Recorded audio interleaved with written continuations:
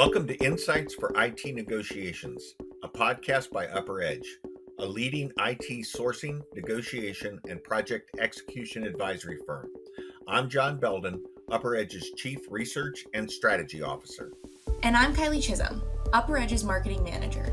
Join us every other week as we share insights to help you maximize the value of your key IT relationships.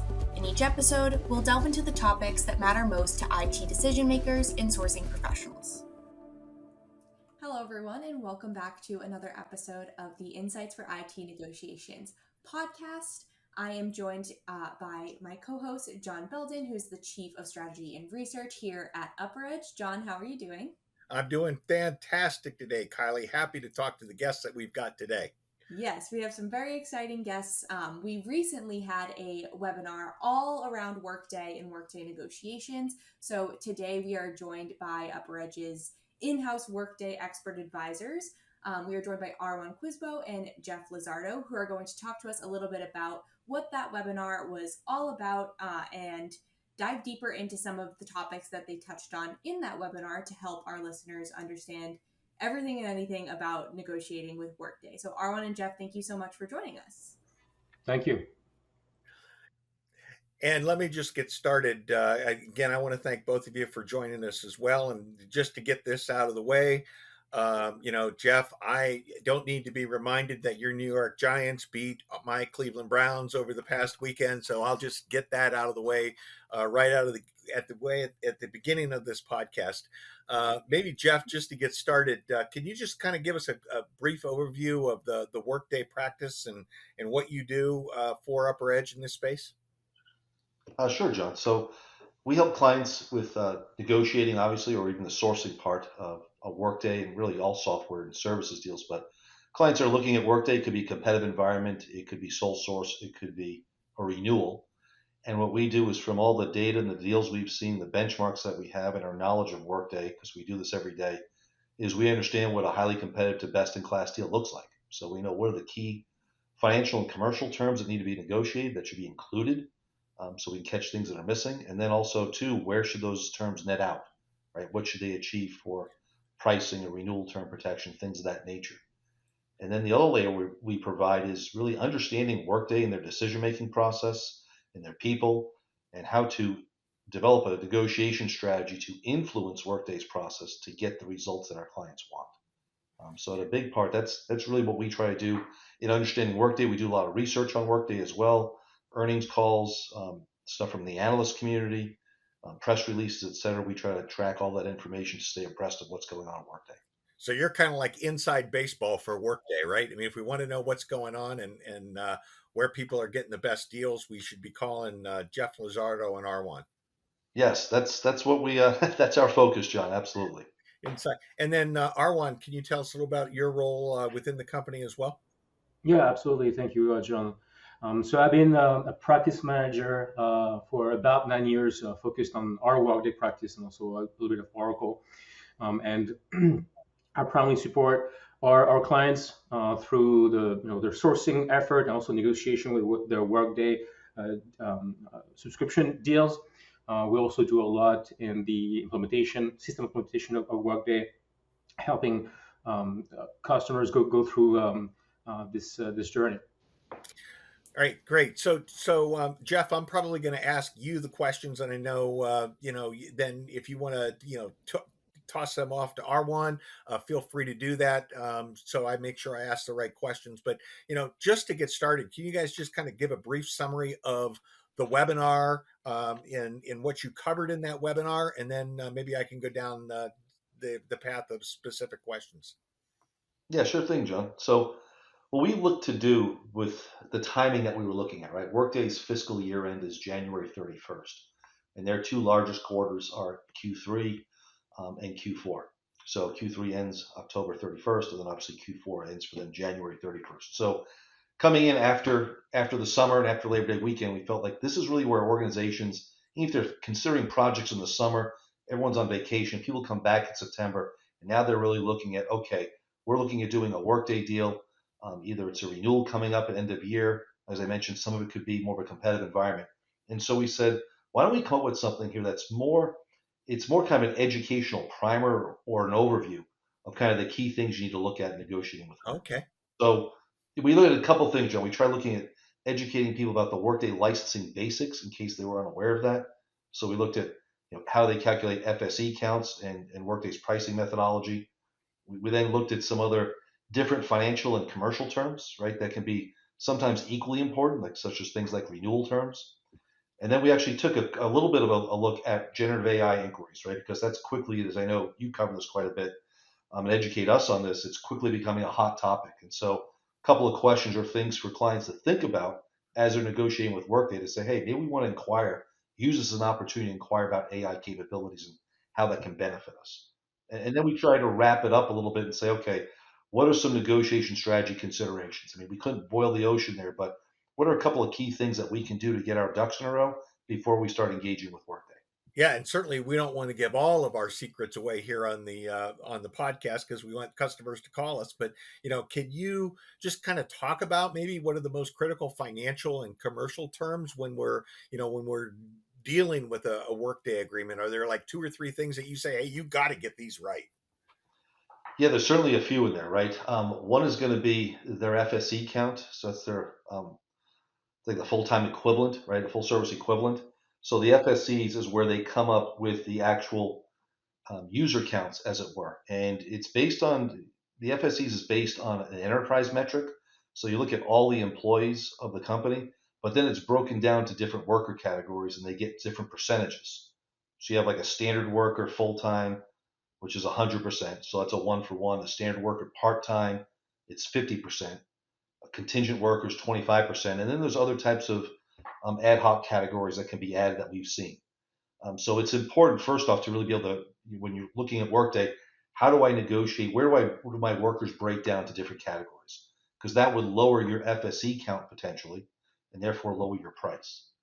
The other piece we look at, John, obviously, is the line item pricing by SKUs. So for all the different products, the functionality, right? There's SKUs that they call them, and they have different line item pricing.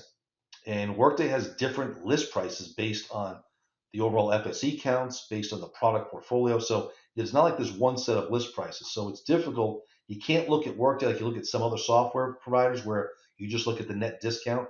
You really have to know the net fee on a line item basis for each of the products. And that's one of the things that we help clients with as far as with our benchmarks. So those are the two things that are going to impact your pricing up front. I'll give you two others and I'll pause. The other piece is going to be any type of payment ramp or structure. And there's a number of catch-alls there, which we can cover a little bit later. But do I pay full percent, 100% of the fees on day one, in year one, while I'm still doing my implementation? Are there ways to get that reduced? And there's opportunities to do that as part of your negotiation, which could result in significant savings. And then the other piece, the last piece, I'd say the fourth piece of the key one is your renewal term protections, right? And that's really critical because we've seen clients that come in as part of a renewal. They might have gotten what looked like a great deal up front, but because of the way it was structured, they're really paying for it in the renewal years. So those, John, I would say would be kind of the four big pieces: your FSE counts and getting that right, your line item pricing per SKU, any type of payment ramp that you can get in the beginning for your subscription while you're doing your deployment, and then lastly, your renewal term price protections. So I mean, those are great, Jeff. I mean, from the standpoint of trying to think about what are the critical terms, are there are there pitfalls? I mean, are there places that you say that customers most often, I'll call it, get it wrong as they're going down this process? Yes. And the big one I'm going to go back to is kind of what I mentioned a second ago, which is more that payment ramp or payment schedule. So when you think of Workday, a typical subscription model for any SaaS product, right? You look at what your deal is, you kind of map it out, right? It's price per month or price per year, and so you net that out. And let's say over a 5-year deal, let's just say it's $5 million, a million a year. Well, you would typically think I'll pay $1 million each year, and it totals up to 5 years, and that's what kind of a standard schedule is. But then what people start coming back is they say, time out, and I'm not even going to be deployed until year two. Why am I going to pay $1 million in year one when I'm not even using it and the subscription model is running, right? It's like the meter's running. So I want to pay less in year one and ramp up to that $1 million. And what Workday will do is say, fine, we'll give you a lower price point in year one. You only pay 200,000. But now they take that 800,000 that they just reduced and they spread that over the next 4 years. Okay, I see. And so you're still paying the 5 million, but now you're paying more in the outer years. The problem with that is that in your exit year, that year 5, that becomes your baseline for your renewal. So instead of your renewal coming in at 1 million and then getting subject to an uplift, now you're at 1.2 million. Mm-hmm. So you're actually paying more in the long run for that short-term deferral. And there's another nuance to it too, John, which is that will be what they call a payment schedule. But then they'll have something else called a subscription fee schedule. So you're looking at paying this amount, says this is great, but they will calculate the subscription fee schedule differently. And that could be even higher than that 1.2 million in that outer year. It could be 1.5 million. And your renewal term protection, which is buried in the order form like a few pages down, references that it does it two ways. One, at least say your exit year of your subscription fee schedule, that's the baseline for your renewal. Or sometimes we even see where they have a different number in that renewal term protection. I won't give an exact number. We just talked to a client. It was spread out, I'll say roughly like 4 million a year. And then in that renewal term protection said for the purpose of renewal, it's going to be 5 million as your base fee and then applying the uplift.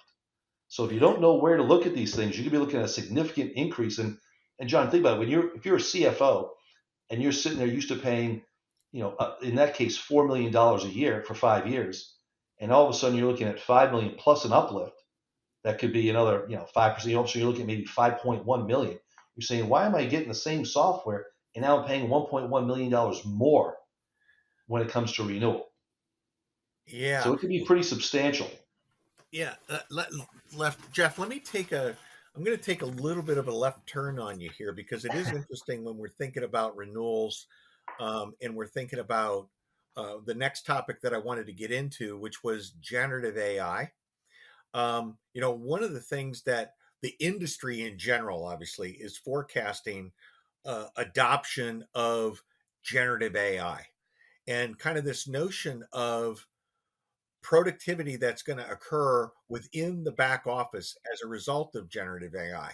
And if I was a CFO right now looking at my 5-year plan, if I didn't have any big plans for growth, I would be thinking my staff should be going down over time. Right. And as I think about the users and I think about the Workday software, is Workday doing anything to protect its revenue in the face of workforces being depressed over time as a result of generative AI? I've not seen a shift in their policies yet as far as their licensing, but what I will say is that the renewal term pricing, okay, is based on maintaining the same number of products, SKUs, and FSE counts. And so if you were to reduce your FSE count, potentially they would come back and say, okay, that's a new deal. Since you're reducing it, we now need to reprice and rediscount based on the new bill of materials, right? The new set of users. So, this is not a hard example, right? But let's say you were reducing by 25%. And so you're saying, okay, base, we're paying $4 million a year. I'm expecting $1 million reduction. Well, you might only get a $200,000 reduction because they're repricing. So there's the potential. I haven't seen that come up as much, but there's certainly, Oracle used to do it. There's that potential that could happen. And that's how they Yeah. would be protecting themselves. And it's probably something that our clients should at least begin to look out for, right? Is, what are these software vendors going to do as a result of, like I said, that the implementation of generative AI and the concept of there may be less users, real users now, and more embedded agents at companies doing the work that a person would do previously. What do you do Let with me it? let me flip it to, Erwann, you've seen this a little bit more than me because you get a little bit closer to some of the details about the protections for FSE reductions, right? Yeah. So a number of things to answer your question, John. The answer is no. Meaning we're not seeing Workday come up with different licensing metrics for AI specific products. It's mostly 99% is FSE based. You got some SKUs that are based on number of messages, but it's different. So um, the challenge is going to be more about protecting the AI features if they are currently included in existing SKUs, right? So right now, because Gen AI is very new, so there's a lot of uncertainty. We are not seeing, for example, Workday have AI specific SKUs outside of their most common ones. But if I were a betting man, I would say what's happening is Workday is including AI powered features in their existing SKUs, right? Let's say HCM or finance, and they're seeing how the market is behaving, right? They're also tracking usage. How many users are actually using those features within those SKUs? And what's probably going to happen is at some point, Workday is going to look at this usage and might say, well, maybe we should remove those AI powered feature and make a brand new product. That comes to we have one of the key commercial terms that we have is called rebundling functionality that Okay. protects around this. But uh, again, to answer your question, we are not seeing those AI specific features or products with a different metric that I would say are very AI in nature, like number of chatbots or credits, for example. But So, John, one thing I do want to touch on is I was hoping Arnold would mention this, but we have seen in some cases with clients where you can negotiate the right to reduce your FSEs without invalidating your renewal term protections. okay. Usually it's a limited amount to account for a downturn, but it would certainly apply in the scenario you're bringing up, John, right? Which is, hey, we're much more productive. We're still growing, but we just don't need as many employees. So can I Mhm. reduce my user count and get a corresponding reduction without nullifying my price protection? Mhm. Yeah, and that So, might be, generative AI in general may be a leverage point to talk to Workday about and say, right, we're planning on implementing that. We are expecting our base to go down, so therefore that's why we need to negotiate, this step down here. mhm. Yeah, it's Right. great. So, is there more that you can say about, how generative AI is being embedded into the Workday product itself? I mean, I think it was the Workday. Wasn't there a recent announcement between Workday and Salesforce on Einstein and the use of Einstein? I mean, is there anything more that you guys can talk about that? Did you know that UpperEdge offers subscription advisory services? This on demand solution provides essential benchmarks and market insights specific to your business needs precisely when you need it, empowering you and your team to make informed decisions for your IT initiatives. Position your team for success. Reach out today via the link in the show notes to learn more. Yeah, absolutely. So again, the we don't have a lot of visibility into a lot of AI deals from Workday, but here the big question is those big tech companies now they're trying to figure out, their long term roadmap with AI. Meaning, do we partner, with the open AI of the world? Do we partner with Salesforce that already had kind of their own AI, or do we do our own? And I think like those tech vendors, cloud vendors, they're trying to figure it out. What's the most optimal model, to one again see where the market is going. Are people actually using this?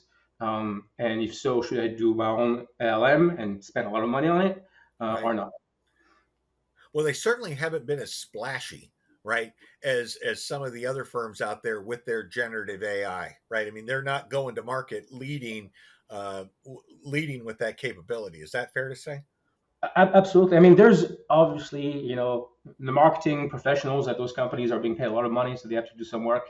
But I want to say that seeing, talking with Workday users, getting the feedback, are they impressed or not? There's really a business value for it. Mhm. It's not clear. No one is coming to us and says, yeah, I want to try to negotiate a new AI deal with Workday. I think those companies are trying to assess, okay, what's the real value for me? Because when we talk about getting productivity enhancements, it's either I've got the same people doing more work, or I can do the same work with less people. To go back to your point, so I think what Workday is going to say is, to avoid reducing FSEs, is, oh, your people, thanks to our platform or AI powered features, will be able to do so much more, and you're Mhm. going to get so much more value, therefore maintaining their own price point. Okay. I'd say the Okay. other thing, John, right? They've announced, Workday Illuminate, right, which is a generative AI platform, right, Okay. that goes across HR and finance, and they have different AI agents, right, like a recruiting agent and expenses agent, et cetera. And they have a tool for Extend called Developer Copilot. So they do have some pieces there. And one of the things, and I know you've written about this, was that the legal case that's gone on there, where Right. right? Where they were using this, an organization was using, there's many of them were using Workday, right, to screen through basically resumes using generative AI. And then this one individual, right, I think he had like 150 different jobs he applied to, and he was getting rejected by all of them. And I think even some were like at 2 or 3 in the morning within like 10 minutes, and saying that it was applying discriminatory practices. So again, that's a case that's still out there, right? That's still pending. But I think that's where you were going with this a little bit, is that it's still a nascent. But if they're going to start using these types of AI tools, you got to make sure that you're legally compliant, right? You can't just go violating legal rules regarding discrimination. Now, whether it is discriminating or not, I don't know. That's up for the courts. We'll see what that happens. But it does create another risk that organizations have. If you're just going to rely on AI blindly, you have to make sure it's still in compliance with the law. Wow, Jeff, maybe that leads me into the next question here, because it's a great point. One of the things that I remember when I first joined UpperEdge about 11 years ago, and I was wet behind the ears about thinking about these big negotiations, and you used the term, well, you know what, we're going to have to figure out a way to manufacture some leverage, right? And I sat there and said, what do you mean manufacture leverage? You either have it or you don't, right?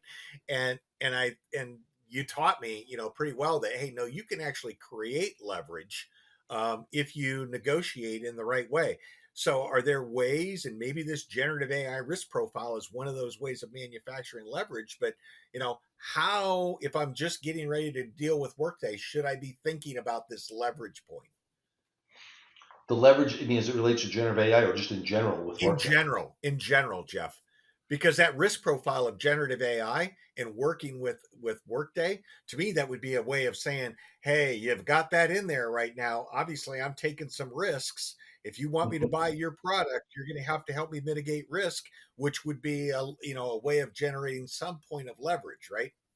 Yeah, absolutely. No, it's a great point, John. And I'm glad I was able to teach you something. You taught me a lot, so I'm glad something I taught you worked out there. I mean, it is part of you would want to use, right? Anytime you're taking on additional risk, that's going to create the risk profile. That could be a number of things, right? It could be we're taking a chance with a new product that's not proven. We're taking a chance with generative AI that, again, being a new product, but could have some issues or implications with respect to some compliance or legal challenges, right? If you're taking a chance and taking product that is maybe not something you're going to deploy in the early years, but it could be something in the outer years, or there's product that you're purchasing and saying, you know what, it's got like 10 different features of functionality, but we're only going to use two of them, right? So anytime you're taking on more than you should that goes beyond your needs, that's a chance to go back and say to Workday, we're taking on more risk and not necessarily going to get the best ROI here potentially. Therefore, we need you to reduce your price or Right. improve some other commercial terms. So that's one of the things I always look to generate with manufacturing leverage. Obviously, there's always the other piece of just simply we might not do the deal. You've got competitive leverage, but for a lot of clients, it's really about that renewal time, right? Because once you kind of make that decision and you're coming up to renewal, it's not like you're really going to rip and replace. It's so much more costly. So Right. those are the things I think you got to look at. Is about, are we getting value? Where are we getting it? Why not? Or why are we not getting it if that's the case? And we're taking on risk or paying for more, and therefore use that as part of your negotiation to say, hey, Workday, if we can't get this right, there's going to be more of a receptive ear internally to look at other platforms, right? And maybe not today as part of this renewal, but maybe we're only Right. going to do a 1 year renewal or a 3 year, or we're going to start going to your competitors and start looking at some of their applications and platforms, and that can get Workday nervous that they're letting the competitors get a foot in the door. And who would be Workday's kind of primary competitors that they would be, hey, we don't want to see them? To me, I'll go with the other one I cover, which is I think the biggest one for them, which is Oracle. Okay. Because they go head to head on that as far as being finance and HR with a cohesive, true cloud platform, true ERP cloud platform, right? And they tend to play both of them much more in the services industries. I mean, certainly they're in supply chain industries, but the services industries, and they go head to head. I actually just talked to Erwann and I with a prospect the other day, and they had done something a while back, like a year earlier, where they were renegotiating with Workday, but they actually have Oracle um, for finance and for other applications, and we're able to use that back to Workday if they didn't get a good deal in their renewal. Because again, that is a very believable leverage point, Hmm. right? Say we're already using Oracle Cloud, we're using Fusion ERP for others, we are using Workday for HCM. So if we can't get this right, yeah, we could easily transition over to Oracle. Maybe not that day, but within a year or so. That's Sure, very believable. sure. And We've then even seen that with SAP too. I mean, more people leaving success factors to go to Workday. So anytime you have those competitive environments, those are kind of the big three that we typically see. yeah, and in that scenario that we could transition to Oracle or we could do that. My experience, Jeff, has been um, internally you need to at least draft up a plan of what it would take in order to be able to do that, Hmm. um, because sometimes customers, I'll call it, they don't have the passion to be able to say that we could go to Oracle. Workday is going to know they're blowing smoke, but if they've actually done the work to say I understand what the steps are to actually go to Oracle, and they can speak to those steps with confidence. Here's another word that you taught me, right? That can create the FUD with Workday. Yeah, and that's exactly what happened. I think in this case, for this particular client or prospect, was they had that because they were already an Oracle Right. Fusion customer. So hey, if we can't get this here, it's very believable that Oracle will give us a great deal to get to displace Workday and be an easy implementation where the team is already used to Oracle. Yeah, and especially if they've done a little bit of due diligence to make sure it's possible and that they would have a plan, that in and of itself, just having that in your hand, right? The plan gives you Yep. confidence to be able to say something, even if it's a bad plan.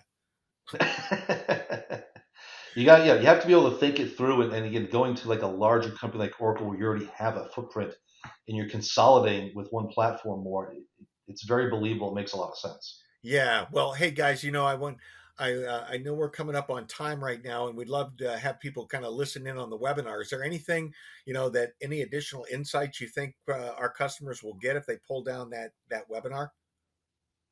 I do. I think you'll get a lot more detail what I was talking about before with that payment schedule and subscription fee schedule and seeing how that can tie to your renewal. Getting that wrong, because if you don't get that right, you can't. It's not something you can negotiate after the fact in your renewal. Once you kind of once that opportunity goes by, it's gone. I'd say a couple other things. We'll go through some other key commercial terms in there. Arwan touched upon them a little bit there earlier. And we touched upon reduction rights, the protections for the new features and functionality, rebundled functionality. There's a couple of other terms that we've discussed in there as well that are worth noting. And then I think the last piece is more the negotiation recommendations, right? Things to prepare for that. Understanding your project goal and drivers, right? What are your requirements? What's your negotiation strategy?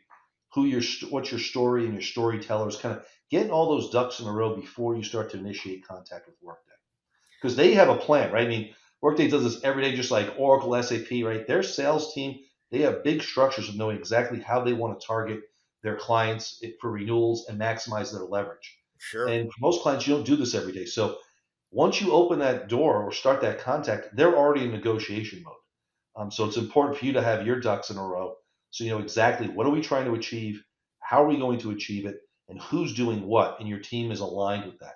If not, they'll just divide and conquer and break you down and get negotiation leverage, and you won't end up with a very competitive deal.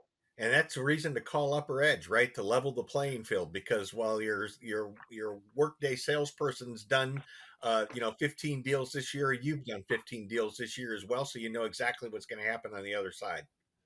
Exactly. I look at this as like the Zillow or Redfin of Workday or ERP deals, right? We know it's competitive in the market, and that information just isn't public. Yeah, well, we really appreciate you guys taking the time to spend with us today. I know Kylie's going to make sure that we get the links in the notes, and we'll make sure that your contact links are in the notes as well, so somebody can click on that content and email you guys directly. Yeah, thanks, John. I appreciate you having us on here. And Kylie, thanks for setting everything up. This was great. Yeah, thank you guys so much for joining. This was such a great conversation to listen in on. And like John said, I'll make sure to have everything linked in the show notes for this episode.